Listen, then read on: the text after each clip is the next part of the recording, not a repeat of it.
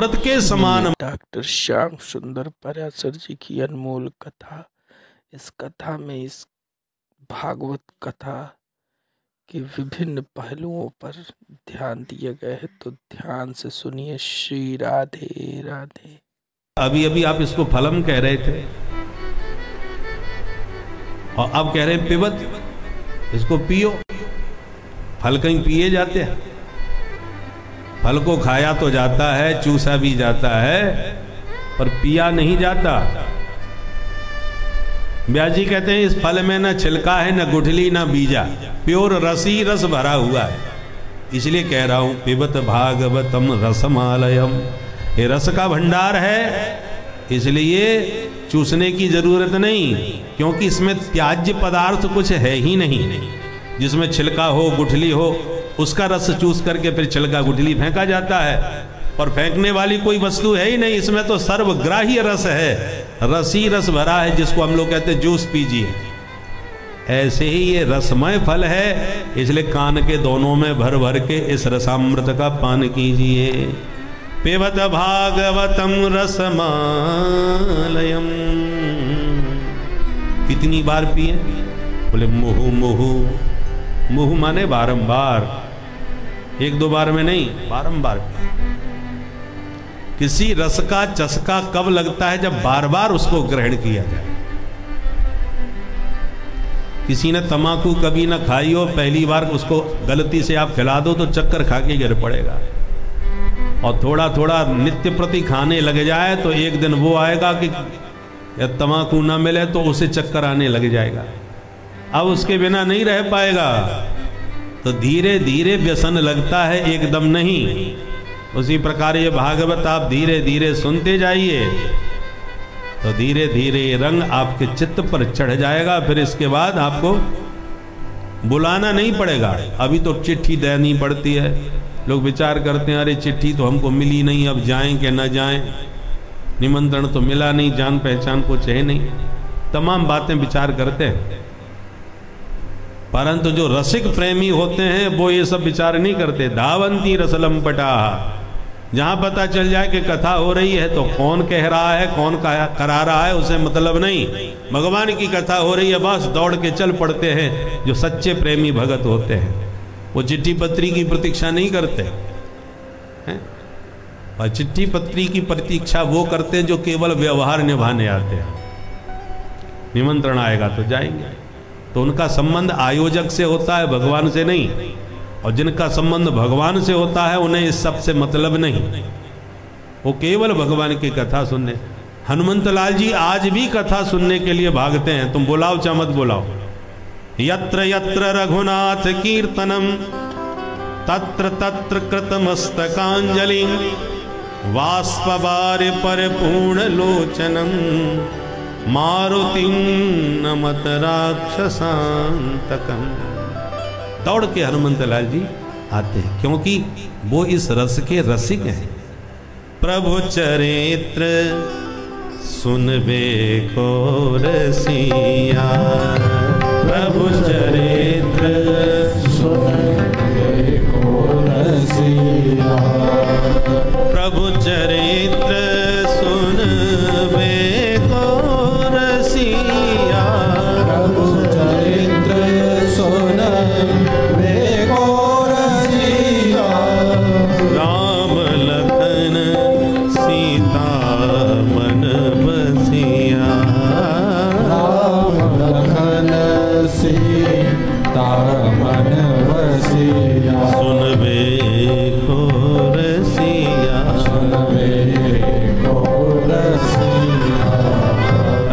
मतलब जिसको रस चढ़ गया हो, जिसके चित्त पर रस का चस्का लग गया हो, वो रसिया होता है।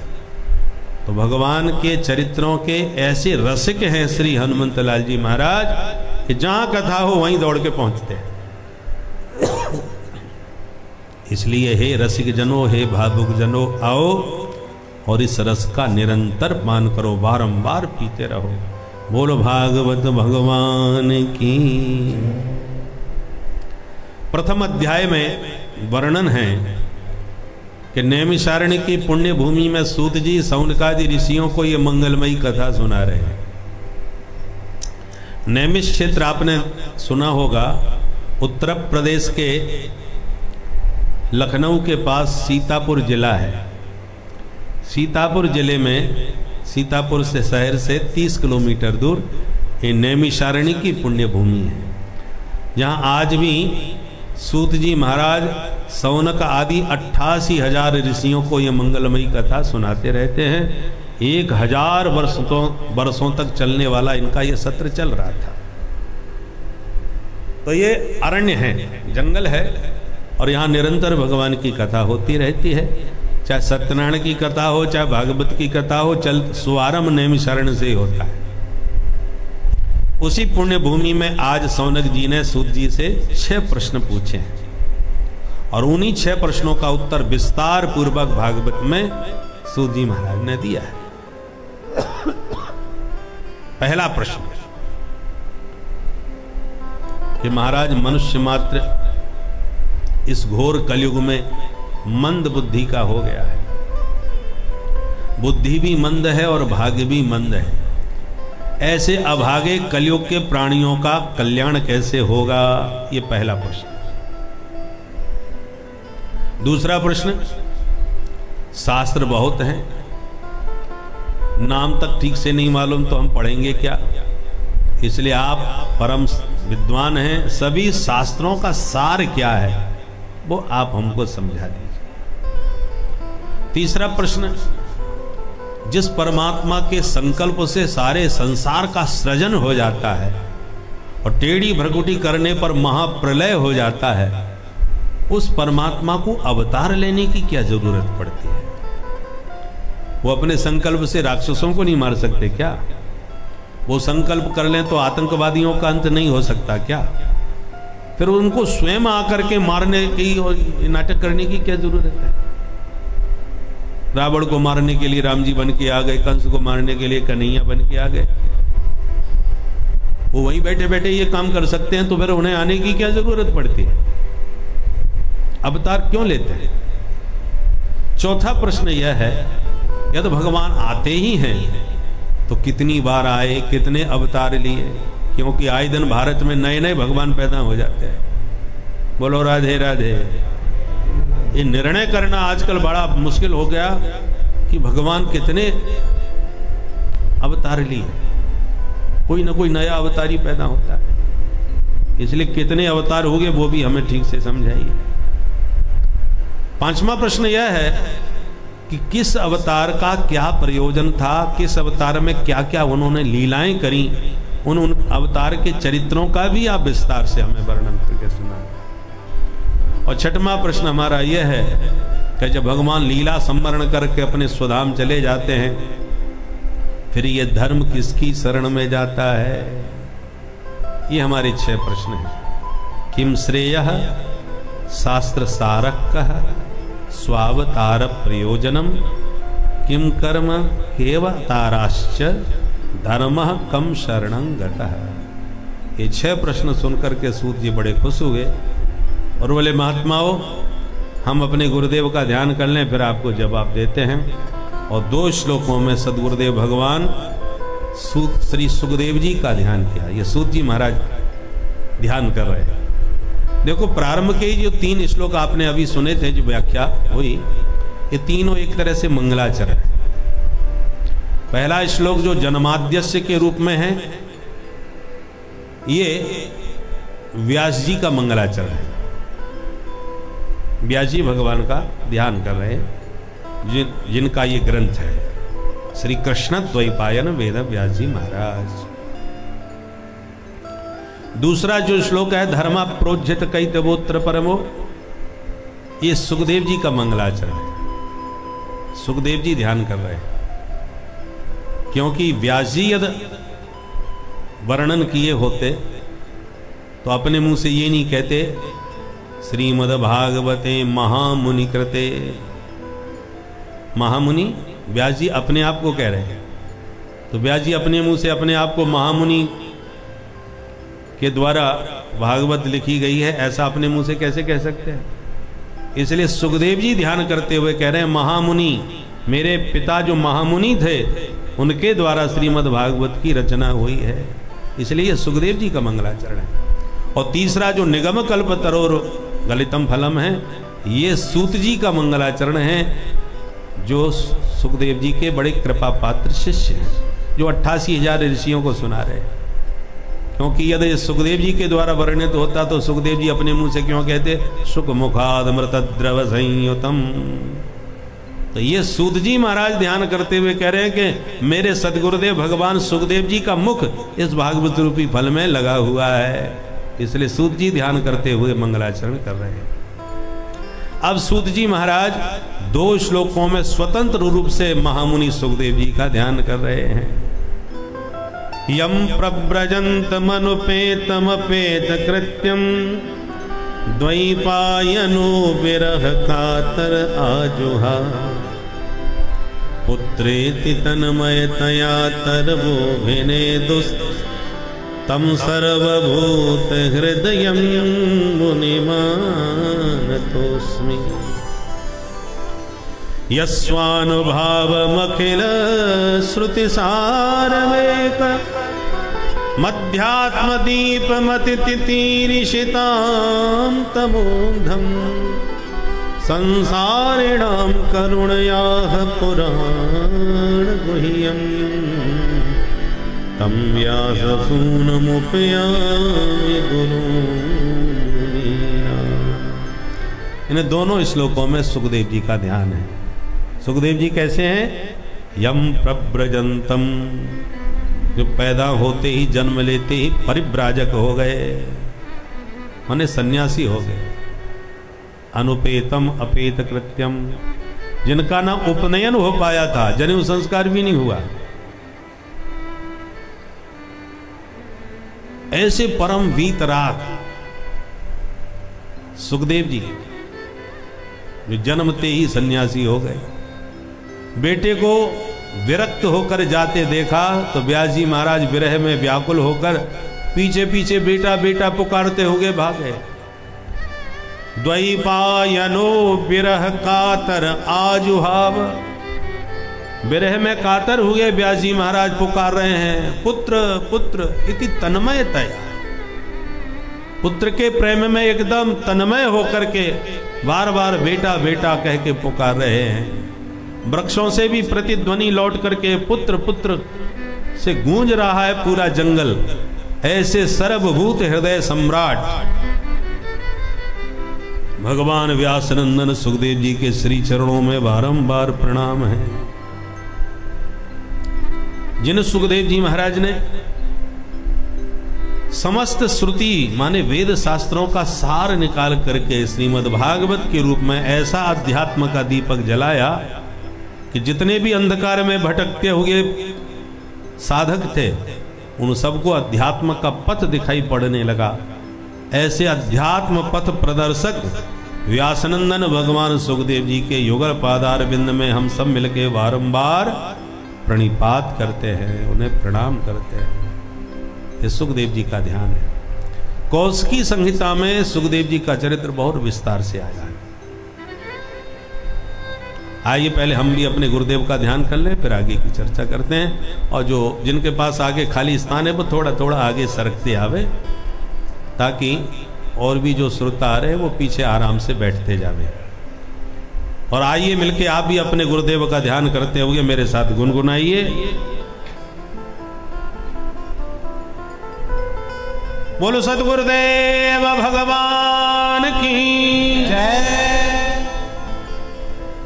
अघियन अघहरन देव, अघियन अघहरन देव, अघियन अघहरन देव, अघियन अघहरन देव, सद्गुरु सुखकारी, अघियन अघहरन देव, अघियन अघहरन देव, सद्गुरु सुखकारी, अघियन अघहरन देव, अघियन अघहरन देव। आरत हर प्रभु कृपाल, आरत हर प्रभु कृपाल, दीन बंधु प्रणत पाल, बंधु प्रणत पाल। आरति हर प्रभु कृपाल दीन बंधु प्रणत पाल। आरति हर प्रभु कृपाल दीन बंधु प्रणत पाल। सुधा सिंधु जनहि बोर। सुधा सिंधु जनहि बोर। सुधा सिंधु जनहि बोर। अभय करन हारी। अगियन अग हरण देव। अगियन अग हरण देव। सद्गुरु सुखकारी। अगियन अग हरण देव। अगियन अग हरण देव। मंत्र तारक भानु समान। तारक भानु समान। दय हरहि घोर तमा। दय हरहि घोर तमा। मंत्र तारक भानु समा। दय हरहि घोर तमा। मंत्र तारक भानु समा। दय हरहि घोर तमा। ज्ञान ज्योति परम छाय। ज्ञान ज्योति परम छाय। ज्ञान ज्योति परम छाय। ज्ञान ज्योति परम छाय। जनहि करत पारी। अगियन अग हरण देव। अगियन अग हरण देव। सद्गुरु सुखकारी। अगियन अग हरण देव। अगियन अग हरण देव। राम में रमाय नित्य। राम में रमाय नित्य। बिलग होत नाही चित्त। बिलग होत नाही चित्त। राम में रमाय नित्य। बिलग होत नाही चित्त। राम में रमाय नित्य। बिलग होत नाही चित्त। स्वामी सेवक स्वभाव। स्वामी सेवक स्वभाव। स्वामी सेवक स्वभाव। स्वामी सेवक स्वभाव। पंचरस प्रसारी। अगियन अग हरण देव। अगियन अग हरण देव। सद्गुरु सुखकारी। अगियन अग हरण देव। अगियन अग हरण देव। झरना झर झरत झार। झरना झर झरत झार। हृदय बीच रस सुखार। हृदय बीच रस सुखार। झरना झर झरत झार। हृदय बीच रस सुखार। झरना झर झरत झार। हृदय बीच रस सुखार। श्री हर्षण ही हरण हार। श्री हर्षण ही हरण हार। श्री हर्षण ही हरण हार। श्री हर्षण ही हरण हार। श्री हर्षण ही हरण हार। श्री हर्षण ही हरण हार। गुरु पर सब बारी। अगियन अग हरण देव। अगियन अग हरण देव। सद्गुरु सुखकारी। अगियन अग हरण देव। अगियन अग हरण देव। सद्गुरु सुखकारी। अगियन अग हरण देव। अगियन अग अगियन अग अगियन अग हरण देव। श्री सद्गुरुदेव भगवान की। इस पद में गुरुदेव की महिमा का वर्णन है। हमारे परम सद्गुरुदेव साकेतवासी अवधपुर निवासी गुरुदेव भगवान ने कई ग्रंथ लिखे हैं। उनमें से एक ग्रंथ है विनय वल्लरी। ये विनय वल्लरी का पद है जिसमें गुरु महिमा का वर्णन है।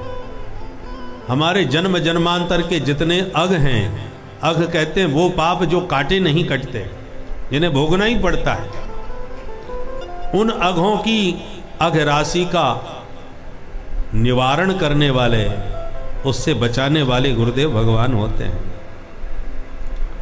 आर्त माने पीड़ित की पीड़ा का हरण करने वाले, दीन बंधु और प्रणतों का पालन करने वाले, अपने शरण में आए हुए शिष्य को सुधा सिंधु में सराबोर करने वाले सद्गुरुदेव भगवान होते हैं। करते क्या है वो? मंत्र तारक भानु समा। जो तारक मंत्र है, राम मंत्र, जिस राम मंत्र को कान में फूंक करके भोलेनाथ शिव काशी में सबको मुक्ति का अधिकारी बना देते हैं, वो तारक मंत्र गुरुदेव भगवान शिष्य के कान में फूंकते हैं। और वो मंत्र, राम मंत्र कैसा होता है? भानु समा, सूर्य के समान होता है, जो जन्म जन्मांतर के जितने हमारे अग हैं उनको अग्नि बनकर के भस्म कर देता है मंत्र, और सूर्य बनकर के प्रकाश कर देता है, अज्ञान के अंधकार का निवारण कर देता है। राम नाम का अर्थ मालूम है? राम नामार्थ विज्ञानी जीवन मुक्तो न संशय। जिसे राम नाम के अर्थ का ज्ञान हो जाता है वो जीवन मुक्त हो जाता है। इसलिए ध्यान से सुनिए, राम नाम का क्या अर्थ है? 3 हैं अक्षर, रा आ म। तो जो ओम का अर्थ होता है वही राम का अर्थ है।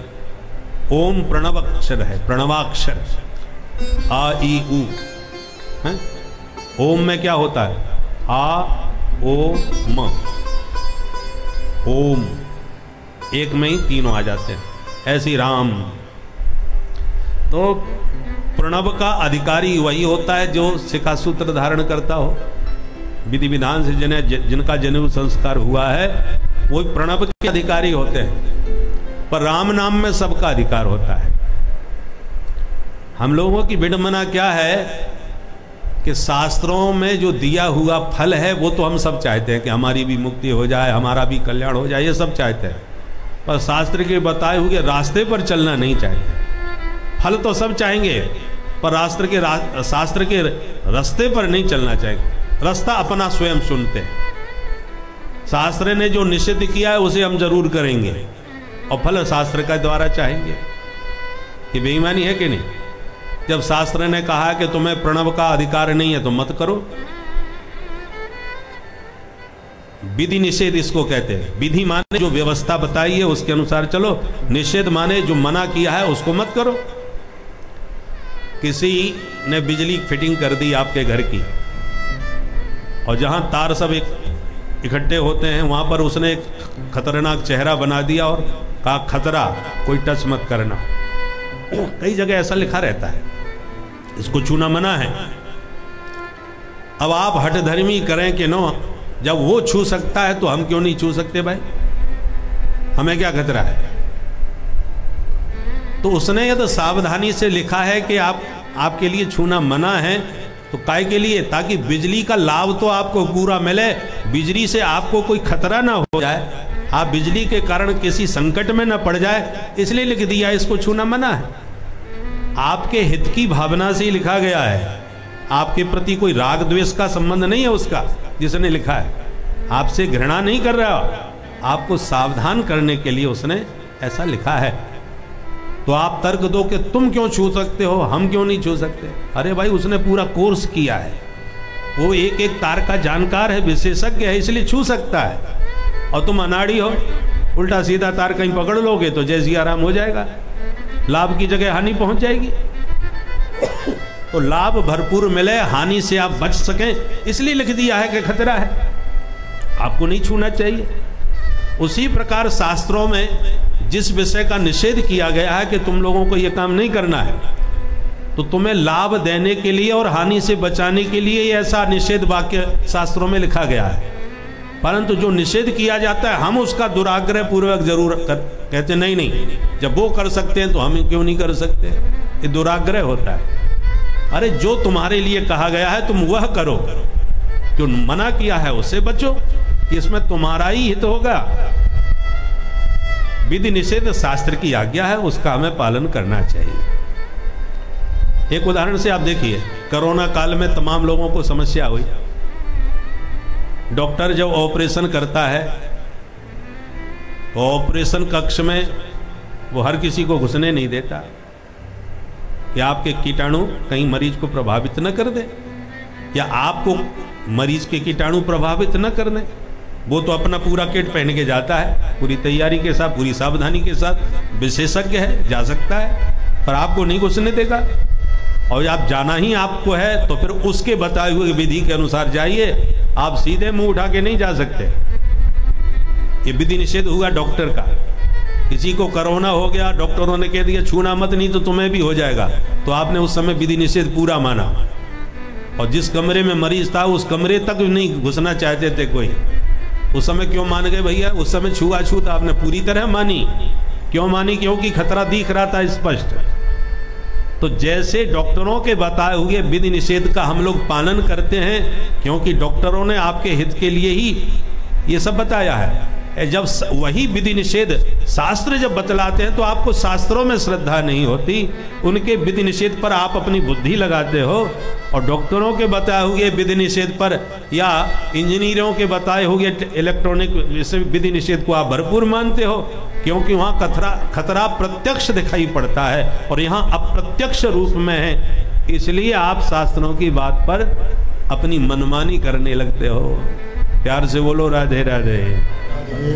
इसलिए शास्त्रों के वचन पर विश्वास होना चाहिए।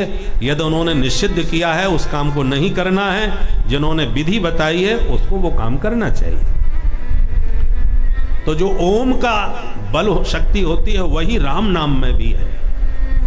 3 अक्षर हैं, रा अ म। रा जो अक्षर है ये अग्नि तत्व है, रकार जो है अग्नि का मूल है। रा का उच्चारण करते ही आपके भीतर दिव्य अग्नि उत्पन्न होने लगती है रकार के प्रयोग से। जो बीजाक्षर होते हैं ना, ओम जोम स्वह, ये जो तमाम मंत्र बोले जाते हैं ना, मंत्रों में जो बीजाक्षर प्रयोग करे जाते हैं इनमें बड़ी शक्ति होती है। जैसे वृक्ष का बीज होता है, छोटा सा होता है, पर खाद पानी बढ़िया लग जाए तो उस बीज में से कितना विशाल वृक्ष पैदा हो जाता है। वो सारा विशाल वृक्ष की शक्ति बीज में सन्निहित होती है। उसी प्रकार अग्नि का बीज है रकार। अग्नि की पूरी शक्ति र अक्षर में विद्यमान है। 5 अक्षर होते हैं। जब परमात्मा ये पंच महाभूतों का निर्माण करते हैं तो 5 अक्षर का प्रयोग करते हैं केवल, हाया वारा ला। ये 5 महाभूतों के बीज हैं, हा या वारा ला। जब भगवान ने कहा हम, तो हम कहते ही आकाश प्रकट हो जाता है। यह आकाश का बीज है हम। हा जब यम कहते हैं तो आकाश से जो वायु उत्पन्न होती है वो वायु का बीज है यम, हा य। और जब कहते हैं वम, तो वम जो है वो वम जो है ये जल का बीज है। बम वरुणाय कहते हैं ना, वरुण माने जल का बीज है वम। और जब कहा जाता है रम, तो रकार से अग्नि उत्पन्न हो जाती है, वो अग्नि का बीजाक्षर है रम। और जब कहते हैं लम, तो पृथ्वी तत्व प्रकट हो जाता है। ऐसे ये 5 जो अक्षर हैं, हा या व र ल, ये 5 अक्षरों का बीज से ये पंच महाभूत प्रकट होते हैं, पृथ्वी जल तेज वायु आकाश। तो ये बीज में बड़ी शक्ति होती है। इसलिए जब राम नाम में आप र का उच्चारण करते हैं तो रग अग्नि का बीज है, तो अग्नि आपके भीतर प्रज्वलित होने लगती है। परंतु एक बार में ही नहीं होगी। अतिशय रगर करे जो कोई, अनल प्रगट चंदन ते होई।